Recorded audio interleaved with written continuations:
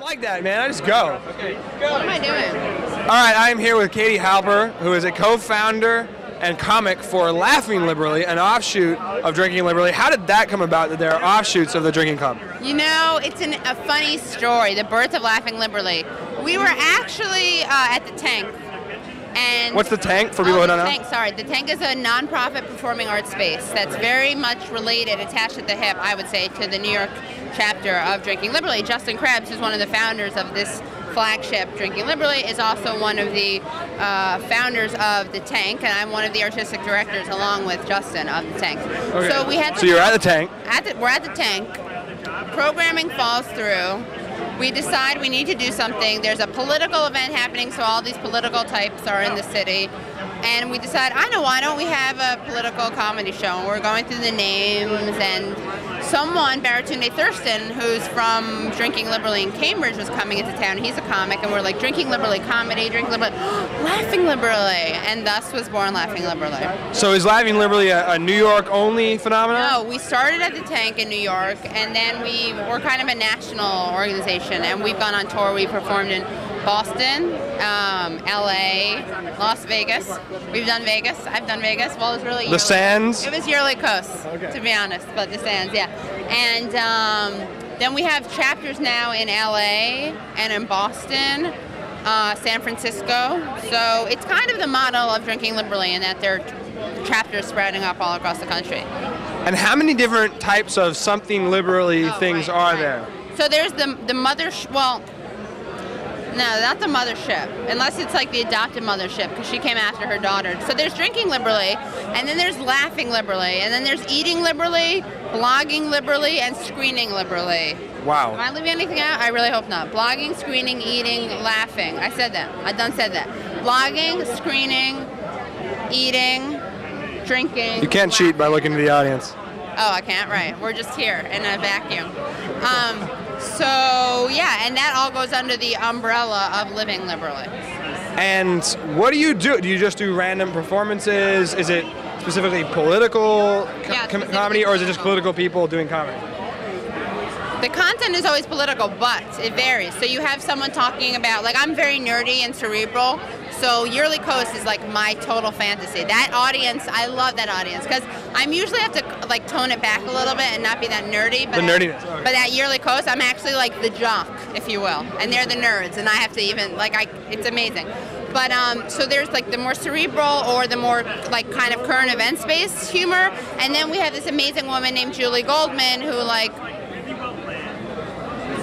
1 second, we have walkers through.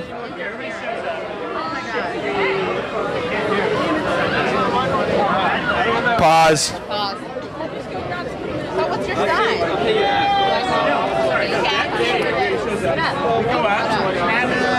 I still can't get over this thing with the news too. No one can understand how funny it is. Well, there's a back, there's a big backstory, then there's very, like, all my reading has been this real shit, and I'm, like, totally involved with this pack. The sun is like neocon to man. I know, excuse me. Great. So we've been telling him it was like folded open to this, which is like my friends that I'm doing this thing with, and it talks about the event I'm going to. Basically married. Basically married.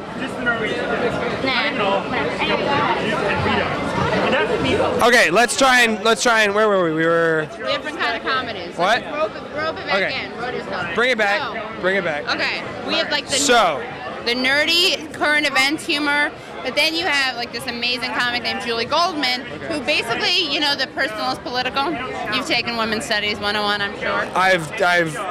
Yes. Whether inside or outside the university, we've all been there. Absolutely. And she does something about her Jewish lesbian wedding. Her mother is a conservative Jewish lady who is like putting all her baskets into this one wedding because although her two other kids are straight and normal, they're not going to get married. Got it. So Julie's getting married, so she does this hilarious thing about her. It's a lot of pressure. A lot of pressure, but Julie loves it. So anyway, so the political comedy varies. I mean, it can be based on today's headlines, or it can be very personal. Okay, not to put you on the spot, but do you have any good jokes based on either yesterday or today's, or a good political joke This isn't a joke, this is just an observation. I'm very excited because Iran and the U.S. are holding direct talks for the first time in a long time, right? Because it's always nice to like get to know a country before you regime change it. It's like diplomacy 101. Right.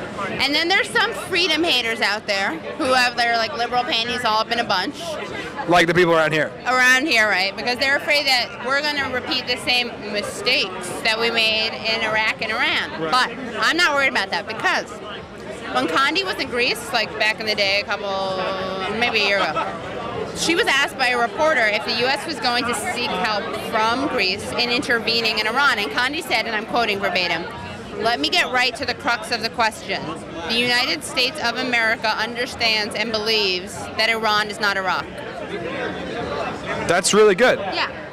So I'm totally relieved. Yeah. She totally didn't answer the question she was asked, but she got right to the crux of the question that she knew was on everyone's minds, which was, does Bush realize that Iran and Iraq are two separate countries? Because the jury was kind of out on that. Yeah, it's a sad state of affairs these days. Sad state of affairs.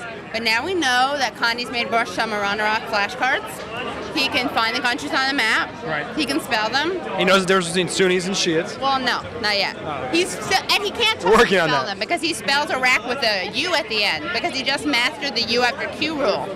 And of course now he has to like constantly talk about the one word it doesn't apply to, which is no fair. Got it. No. Well, there you have it, folks. That is Laughing Liberally. Thank you so much. Thank you.